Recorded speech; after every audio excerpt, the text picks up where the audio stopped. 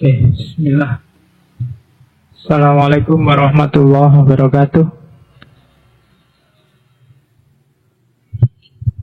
Bismillah, mari kita lanjutkan ngaji filsafat kita. Pengetahuan dan kebijaksanaan. Ini mirip kayak teorinya di filsafat Yunani. Semua kata dan perilaku yang benar diawali dari pengetahuan dan kebijaksanaan. Ilmu pengetahuan adalah rekan manusia yang paling penting. Harganya tidak ternilai, tidak pernah mengecewakan, selalu setia.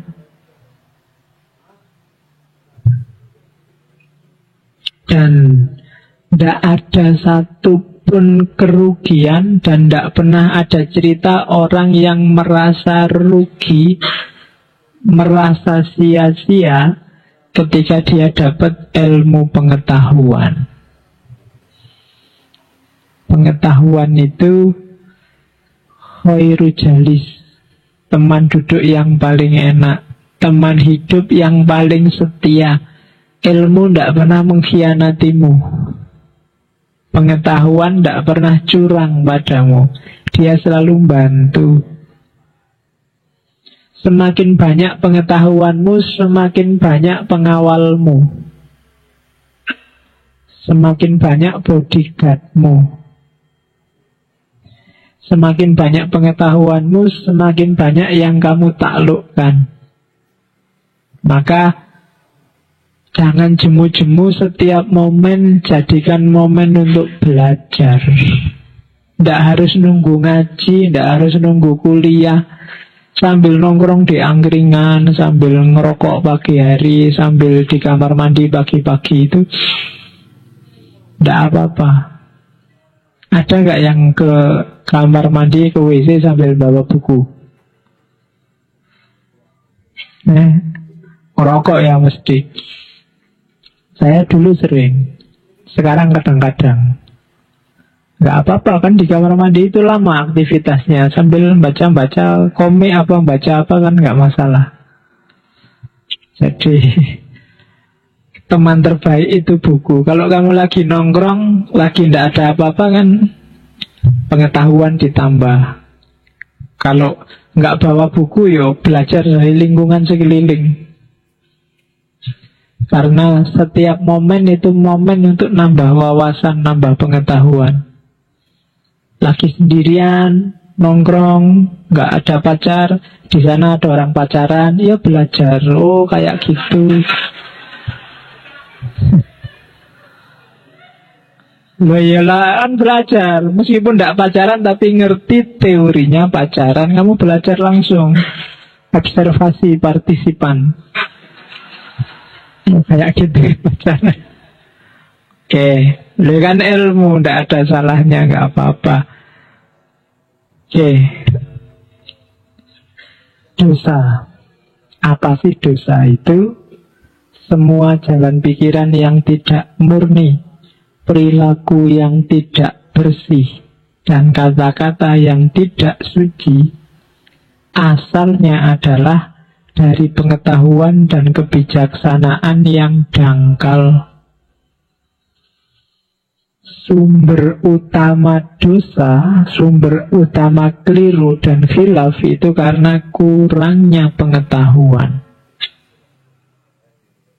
Maka apapun dosa yang kamu lakukan, jangan sekali-sekali menghakimi orang lain. Selidiki dirimu sendiri. Karena mungkin banyak keburukan-keburukanmu yang memalukan. Jangan sibuk nyari dosanya orang lain, wong dosamu sendiri juga banyak. Jadi introspeksi diri kuncinya. Terus apa sih yang batasan dosa dan tidak dosa itu? Antara lain, ngasih contoh, kalau di Avesta, jangan kau sakiti seekor semut yang sedang bekerja keras mengangkat sebutir gandum demi melanjutkan kehidupannya. Karena ia pun memiliki kehidupan, dan kehidupan itu amatlah manis bagi kita semua. Ini contoh agar kita tidak iseng. Banyak perbuatan yang menurut kita netral, bagi Zoroaster itu dosa loh. Kamu jalan misalnya di taman, tiba-tiba tanganmu usil, ada daun dipanggil del. Nggak ada, iseng aja sih, nyabut-nyabut daun, nyabut itu bagi Zoroaster dosa. Gunanya apa? Daunnya terus kamu buang di tempat sampah, buat apa? Ada semut nggak ngapa-ngapain lewat, kamu bunuh semua. Gitu.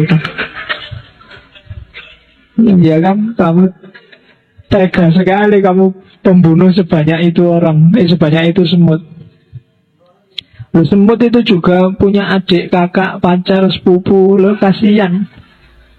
Kamu kok tega sekali bunuh, tidak ada gunanya. Kan ada cerita wali itu kadang nginjak semut aja menyesal luar biasa. Bukan karena Allah pak cuma nginjak semut, tapi nginjak semut yang tidak ada gunanya. Ya kalau semutnya kamu lagi enak-enak ngopi, semutnya ngerubung terus mbak usir semua, ya tidak masalah, itu kan ada tujuannya. Tapi kadang-kadang semutnya nggak ngapa-ngapain, dia sudah jalan di pojok sana itu, dia minggir-minggir, kamu masih ngejar aja, usil, kamu bersihin semua. Nah kan yang kayak gitu, itu yang bisa kayak gitu cuma manusia. Tak senengnya dewe. Oke, kadang-kadang kan gitu, sama semut lah, sama coro lah, sama cecek lah, sama apa lah. Kadang-kadang kamu usil kayak gitu kan. Oke, dan itu dosa katanya Zoroaster. Tidak ada gunanya kok. Kecuali ada gunanya, mungkin kamu mau bikin rempeyek semut apa-apa, ya tidak apa-apa deh. Bunuhi terus digoreng. Ya enggak masalah. Kalau nggak ada ya jangan. Nggak ada gunanya. Nggak harus iseng. Iman, ya, iman itu kehidupan kehilangan gairah. Kalau seseorang kehilangan iman, kehilangan kepercayaan, sepinter apapun dirimu, hidupmu itu bergantung pada kepercayaan demi kepercayaan. Apapun kepintaranmu. Kenapa saya minum? Karena saya percaya bahwa setelah minum hausku hilang.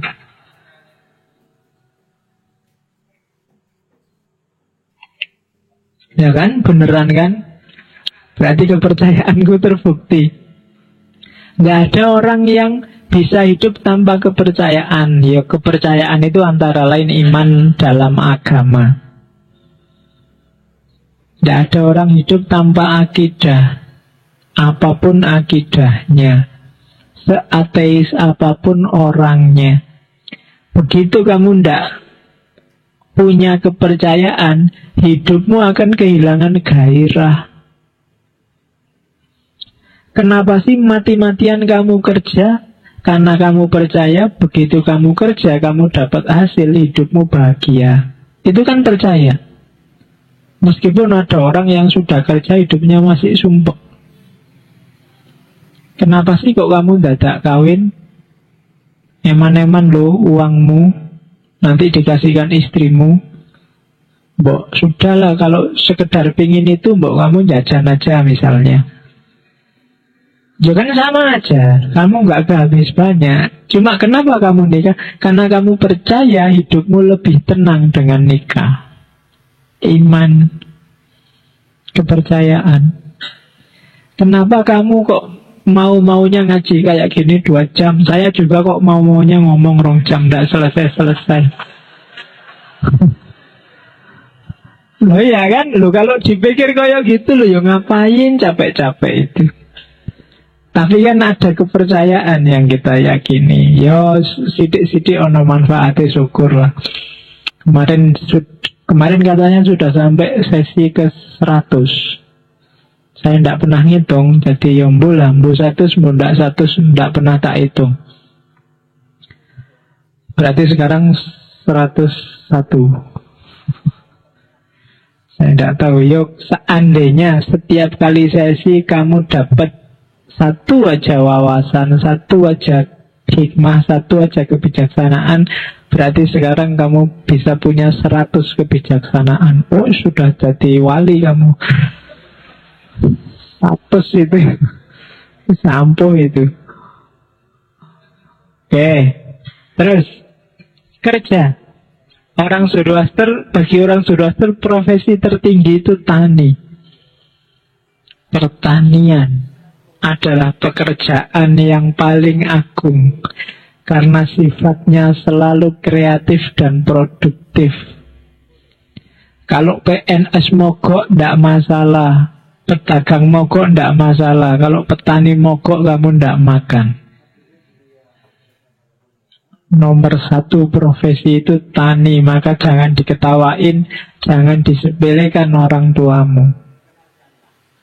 Saya tidak tahu di ruangan ini semoga masih ada yang bercita-cita jadi petani. Saya tidak tahu masih ada apa enggak ya. Saya siap Pak, tani pokoknya Pak. Meskipun lulus S3 saya ingin tani Pak. Nah, ada nggak yang masih gitu? Kalau masih ada, bagus. Sektor-sektor kreatif dan produktif, katanya Zoroaster. Kamu yang menopang kehidupan manusia, itu tani. Ya, tani bisa dikiaskan dengan ternak dan yang sejenis itu, yang menyediain kebutuhan dasar manusia. Manusia dilahirkan agar bekerja dan sejahtera, bukan untuk berleha-leha dan berkarat. Itu bukan dari saya loh, berkarat. Memang terjemahnya begitu. Kalau kamu males, hati-hati, lama-lama kamu karaten. Iya, bahasa Jawanya tayengen itu. Jadi, yang semula warnamu putih, nanti warnamu jadi coklat jelek, nggak kepake. Karaten itu harganya jatuh sudah. Jadi hati-hati, jangan sampai kamu berkarat. Jadi termasuk yang lama jomblo, hati-hati kamu berkarat besok. Yang sudah waktunya nikah, nikahlah. Nggak usah ditunggu-tunggu, nunggu apa lagi, wong wis tua. Daripada nanti karaten. Ya kalau karaten itu susah sendiri kamu. Oke, kita panen pada saat ini karena usaha leluhur kita di masa lalu. Maka anak-anak kita harusnya menikmati hasil jerih payah kita di masa yang akan datang. Kalau sekarang tidak ada yang mau jadi petani, maka anak cucumu besok entah dia bisa ngerti rasanya beras apa enggak. Kalau nggak ada yang mau jadi tani, anak cucumu besok jangan-jangan makannya burger sama ayam goreng saja, tidak ada nasinya. Jadi nanamlah sekarang. Ya sebenarnya maksudnya nanam apa saja, berkarya apa saja untuk dinikmati anak cucumu besok. Jadi manfaatnya kerja itu eksistensial dan sekaligus futuristik. Eksistensial karena fitrahnya manusia itu kerja. Kayak katanya Karl Marx, eksisnya manusia itu karena dia kerja, kreatif, dan berkarya. Maka dia eksis. Dan yang kedua, karena yang diwariskan pada anak cucunya.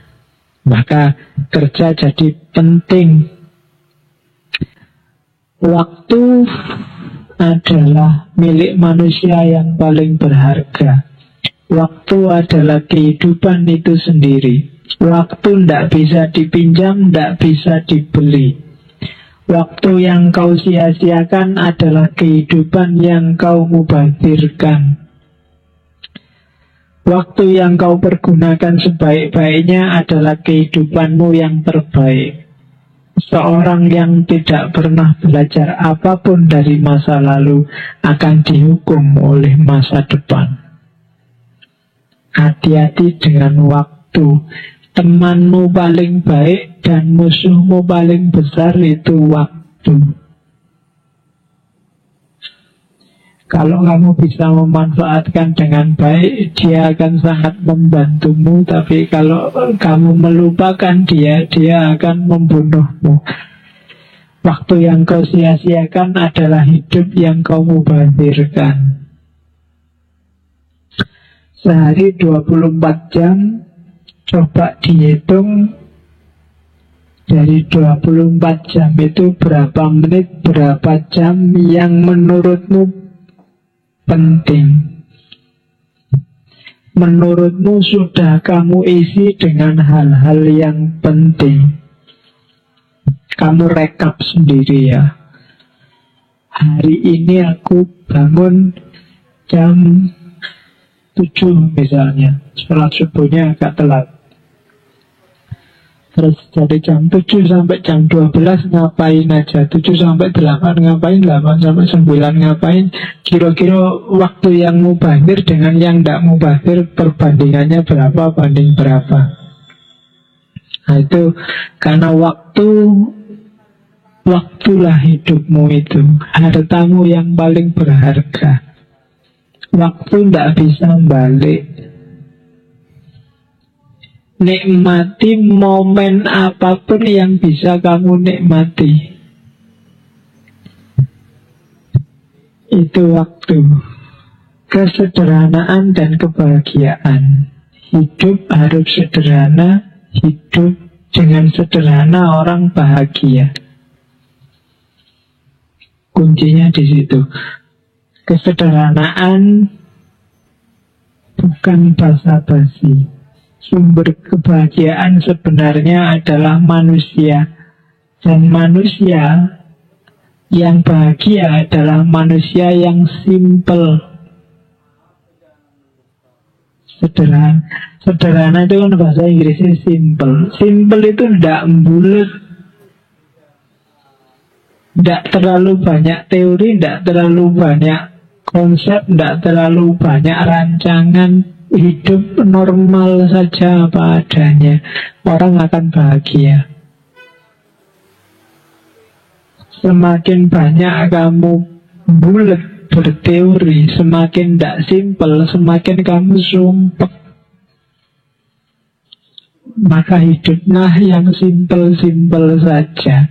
Lapar ya makan, kan gitu. Haus ya minum, ngantuk ya tidur. Normal aja. Ngaji kayak gini ngantuk, nggak usah ditahan-tahan. Wong normal ya tidur aja, nggak apa-apa. Iya kan, ya ngantuk kan memang obatnya tidur. Simple. Semakin kamu bertahan, semakin kamu nggak bahagia. Loh iya loh. Kamu nahan ngantuk kan gak bahagia itu. Mati-matian tekluk waduh. Susah. Coba kamu simpel aja. Nyari sendenan terus merem. Alhamdulillah bahagia. Simpel aja. Kalau ada yang marah kamu kok tidur, lah ya ngantuk. Iya kan? Sederhana implikasinya bahagia. Yang bikin kita nggak bahagia itu kita terlalu jelimet memahami kehidupan ini. Terlalu rumit, terlalu ruwet. Nah, jadi simpel aja. Oke. Terus kehormatan diri. Yalah. Jadi derajat kehormatan diri. Kalau tadi harta paling berharga itu waktu, kehormatan adalah harga yang tidak bisa dinilai. Jangan ditukar dengan apapun. Itu kehormatan. Kamu boleh miskin, boleh dianggap bodoh, boleh IP-nya jelek, tapi tetap harus terhormat. Mending kamu ndak lulus kuliah daripada maksain biar lulus, terus kamu ujian nyontek dan ketahuan. Karena kehormatanmu jatuh. Hindari hal-hal yang bisa menjatuhkan derajat kehormatan dirimu. Begitu kehormatanmu jatuh, pasti kamu tidak bahagia. Oke, terakhir, filantropi. Filantropi itu perilaku keseharian berhadapan dengan manusia yang lain. Kerajaan Ahurmas adalah bagi mereka yang membantu orang miskin. Lupakan dirimu, kenali Tuhan di setiap makhluk dan segala benda. Seorang dapat terbang tinggi, lebih tinggi dari malaikat, atau lebih rendah daripada lumpur. Ya kan? Ahsanu takwim atau asfala safilin. Oleh karena itu, pertahankan nama baikmu. Jadi muslim yang baik, muslim yang soleh. Berpikirlah sendiri dan jangan melalui orang lain. Dan nggak usah ngereko-ngereko itu kalimat tak tulis terakhir itu, bintang dan planet tidak menentukan jalan nasib dan kehidupan kita. Jangan percaya dengan kutukan ilmu hitam, keberuntungan angka. Mikir sendiri, rumuskan sendiri hidupmu. Tidak usah terlalu rumit kamu baca-baca ramalan bintang lah, baca-baca kan. Sering kan yang kamu itu ramalan. Mau ramalan bintang itu kadang-kadang setiap bulan sekali diulang, ditampilkan lagi, dan kamu masih percaya. Dan saya punya teman wartawan itu ya kentekan bahan ya dimasukkan yang bahan 2-3 bulan yang lalu dimasukkan lagi, dan itu orang percaya. Kalau kamu ingin ngerti bagaimana triknya ramalan bintang itu ya, sebelum kamu baca isi ramalan ya tutuplah anunya, tutuplah judulnya yang Taurus, Pisces itu tutupan. Terus usahakan kamu tidak ngerti itu bagian apa, bacalah isinya. Nanti kan semuanya kayaknya cocok sama hidupmu. Coba aja. Tidak usah kamu cek kamu yang bintang apa, tutup dulu itu judul-judulnya, Taurusnya, Capricornnya. Terus kamu bacaan isinya satu-satu. Itu nak kamu merasa, oh ini ya cocok, ini ya cocok, nanti ini mesti banyak yang cocok. Karena yang isinya general, umum. Minggu ini hati-hati dengan keuangan. Ya kan? Loh, sebenarnya keuanganmu nggak masalah, tapi kamu terus nyari-nyari kan. Oh, apa ya kira-kira keuangan itu? Wah iya, yang ini mesti gitu. Ya kan? Ingat-ingat, tiap hari dia senyum, kelihatannya ada maksud nih. Nah itu kan kamu, wah itu jangan-jangan jatuh cinta ini kan gitu. Itu ramalan. Maka udahlah, nggak harus percaya. Ngeramal itu gampang. Kalau kamu ditanya orang ngeramal, misalnya, Mas, kira-kira saya gimana Mas? Oh, kelihatannya kamu pernah punya salah ya. Ya mesti, wah, mana ada orang nggak punya salah. Iya kan? Itu cara paling gampang itu. Kamu mesti pernah punya salah ini, hati-hati loh. Kamu salah itu bisa gampang, cari rumus-rumus kayak gitu dan banyak. Kamu bisa jadi peramal hanya dengan gara-gara. Kadang orang begitu digituin dia cerita sendiri, baru kamu bisa masuk.